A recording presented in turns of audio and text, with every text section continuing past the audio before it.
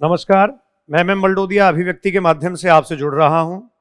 अगर आपको ये सुनने को मिले कि अब आपको नीट का एग्जाम नहीं देना होगा और उसके बाद भी आप एमबीबीएस में दाखिला पा सकते हैं, तो हाँ, निश्चित तौर पर यह बात चौंकाने वाली है। यह बात ऐसी है जैसे आप कोई दिन में सपना देख रहे हो।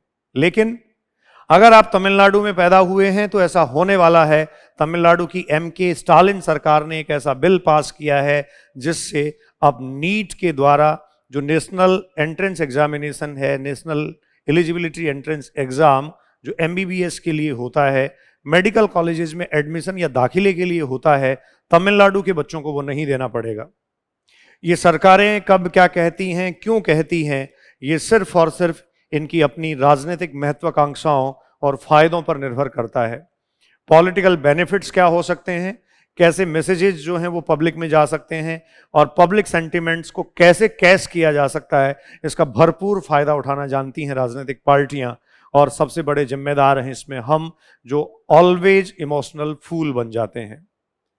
एक अभिभावक की दृष्टि से, एक एस्पिरेंट की दृष्टि से, एक नीट एस्पिरेंट की दृष्टि से और एक टीचर की दृष्टि से सोच के देखिए, क्या नीट का एग्जाम बिना पास किए या कोई कॉम्पिटिटिव एग्जाम बिना पास किए किसी बच्चे को मेडिकल कॉलेज में दाखिला मिलना चाहिए? ऐसा कोर्स एमबीबीएस, बीएचएमएस, बीडीएस, ऐसे मेडिकल कोर्सेज जो पूरा करने के बाद स्टूडेंट सोसाइटी को सर्विस प्रोवाइड करता है, वो नेशन के लिए सर्विस प्रोवाइड करता है, वो दिन रात लोगों को बचाने के लिए, जिंदगियां बचाने के लिए अपना सब कुछ देता है। अगर बिना किसी बैरियर के और बिना किसी चेक पॉइंट के सीधा मेडिकल कॉलेज में चला गया तो इसका हश्र क्या हो सकता है। मुझे एक बात ये समझ आती है कि अगर बिना एग्जाम के ही मेडिकल कॉलेजेस में भेजना है तो फिर आजकल जो एग्जाम में नकल और दुनिया भर के पेपर लीक जैसे फर्जीवाड़े और डमी कैंडिडेट्स बिठाकर सीधे नीट को बिना पास किए या नीट में प्रत्यक्ष तौर पर बिना आए मेडिकल कॉलेजेस में जो लोग पहुंच जाते हैं, उन मुन्ना भाई टाइप लोगों में और इन सरकारों में क्या फर्क है? कोई फर्क मुझे नहीं लगता। एमके स्टालिन सरकार ने तमिलनाडु की विधानसभा में एक बिल पास करते हुए ये कहा है कि तमिलनाडु के बच्चों को अब नीट का एग्जाम नहीं देना होगा। बिना नीट का एग्जाम दिए, जो सेंट्रल का कॉमन एडमिशन टेस्ट है उसको बिना दिए वो मेडिकल कॉलेजेस में दाखिला ले सकेंगे।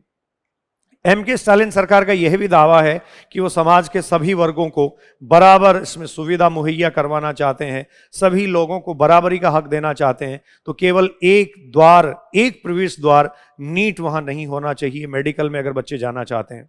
मेरे बैकग्राउंड में जो वीडियो स्लाइड, न्यूज चैनल का जो वीडियो आप देख रहे हैं, वो जो चल रहा है वो एंटी नीट बिल के पास होने के बाद न्यूज चैनल्स द्वारा प्रसारित किया जा रहा है। तमिलनाडु सरकार ने एंटी नीट बिल पास किया। एमके स्टालिन सरकार ने सभी विपक्षी दलों से भी इस विधेयक को, इस बिल को पास करने के लिए सहयोग करने की अपील की थी, लेकिन यहां एक अकेली बीजेपी थी जो इसमें सदन से वॉकआउट कर गई। कई बार हमें ये सोचना पड़ता है, कई बार हमें ये देखना पड़ता है अपने राजनीतिक स्वार्थों और अपने राजनीतिक नैतिकता को जोड़कर और कभी कभी उनको छोड़कर कि कौन सी पार्टी का समर्थन करना चाहिए और कौन सी पार्टी का समर्थन नहीं करना चाहिए, या कभी भी इन सब का समर्थन हमें नहीं करना चाहिए। तमिलनाडु सरकार ने इस बिल को पास करने के बाद जो अपना वक्तव्य दिया है उसमें यह कहा है कि यहां सरकारी स्कूलों से आने वाले जो बच्चे हैं उनके लिए 7.5% विशेष कोटे की व्यवस्था की जाएगी, उनको प्रायोरिटी दी जाएगी। 7.5% एक तरीके से आरक्षण विशेष रूप से सरकारी स्कूलों के बच्चों को आगे लाने के लिए किया गया है। नीट का एग्जाम बिना दिए एमबीबीएस की सीटों पर एडमिशन को लेकर तमिलनाडु का ये जो फैसला है ये हास्यास्पद जरूर है। हम कितना विवेचना करें, हम कितना विश्लेषण करें, लेकिन एक बात तय है, मेडिकल कॉलेज में जाने से पहले कोई भी स्टूडेंट कितना तैयार होता है, कोई टीचर क्लासरूम में कितना खर्च होता है, कोई विद्यार्थी अपने दिन और रात कितने मेहनत करके काटता है और किसी बच्चे के पेरेंट्स कैसे व्यवस्था करके उसको पढ़ाते हैं, इतना सब कुछ करते हैं। और अगर ऐसे सीधे दाखिले होने लग गए, कुछ स्टेट सीधे दाखिले करने लग गए, तो एक लेवल पर जाकर हम सबकी बराबरी कैसे कर पाएंगे, हम सबको बराबरी पे कैसे ला पाएंगे? ये हमारी शिक्षा व्यवस्था पर सवालिया निशान खड़ा करता है। कोविड का टाइम आया, कोरोना का दौर आया, सरकारों ने और विपक्षी पार्टियों ने सबने मिली जुली अपनी वो ही गाथाएं गाई, मिली जुली अपनी वो ही बातें की और बच्चों के एग्जाम कैंसिल कर दिए। एग्जाम किसी भी तरीके से करवाया जा सकता था।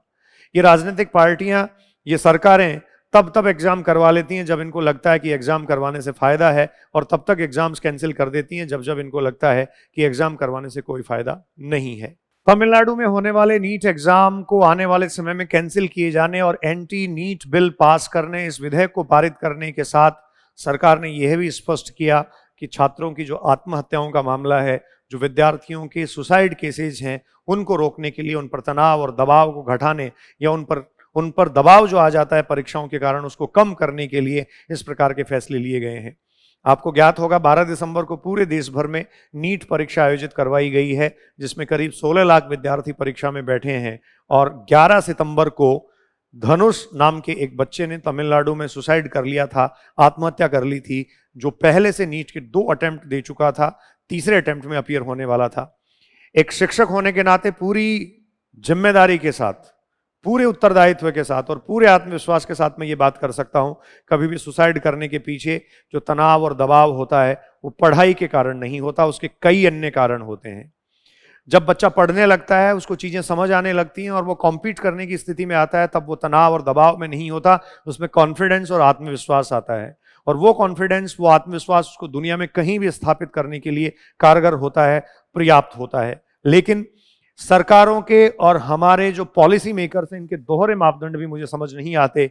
एक तरफ तमिलनाडु सरकार ने नीट का जो एग्जाम है या एंट्रेंस एग्जाम है वो कैंसिल कर दिया है, अर्थात आने वाले समय में वो एग्जाम नहीं होगा, एंटी नीट बिल पास किया है। दूसरी तरफ देश के बहुत सारे राज्य ये एग्जाम करवा रहे हैं, सारे ही करवा रहे हैं तमिलनाडु को छोड़कर। और अगर एक बड़ा फर्क मुझे नजर आता है, मैं देखता हूं एजुकेशनल सिस्टम में नीट के बच्चों पे प्रेशर आता है, आईआईटी के बच्चों के प्रेशर का ख्याल कभी सरकारों को नहीं आया। आईआईटी के बच्चे कितने टफ सिस्टम से गुजरते हैं, आईआईटी में एडमिशन और दाखिले के लिए कितना टफ एग्जाम सिस्टम वो फाइट करके आते हैं। वहाँ मेंस और एडवांस 2 लेवल का एग्जाम होता है और वहाँ के जो पेपर का लेवल है वो भी अपने आप में काफी सुपर होता है, सुपीरियर होता है। क्या उन बच्चों पे कभी प्रेशर नहीं आता? 12th के साथ और 12th के बाद 2 ही एग्जाम बच्चों के उनके होते हैं। आईआईटी में अगर आपको दाखिला लेना है तो सिर्फ 2 ऑप्शन, 2 चांसेज आपके पास हैं। मेडिकल में दाखिला आपको लेना है तो इन बिटवीन 17 to 25 आप कभी भी जा सकते हैं। 17 वर्ष से 25 वर्ष की आयु में आप कभी भी वहां जा सकते हैं।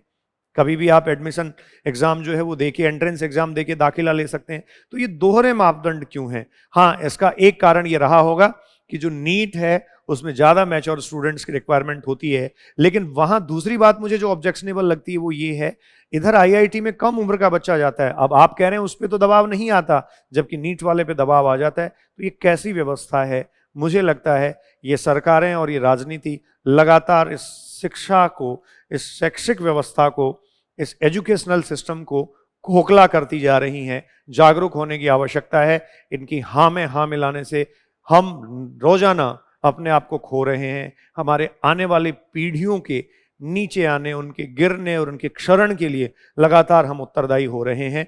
आज के लिए ये सिर्फ एक ही बात मेरे पास थी, तमिलनाडु में नीट का एग्जाम आने वाले समय में नहीं होगा। तमिलनाडु विधानसभा ने एक प्रस्ताव पारित कर लिया है। मैं व्यक्तिगत तौर पर इससे निराश हूं, इसलिए मुझे लगा आपसे ये बात शेयर की जानी चाहिए। आपके व्यूज क्या हैं, आपके वक्तव्य क्या हैं, आपकी टिप्पणियां क्या हैं, इसका इंतजार मुझे रहेगा। बहुत बहुत धन्यवाद। नमस्कार।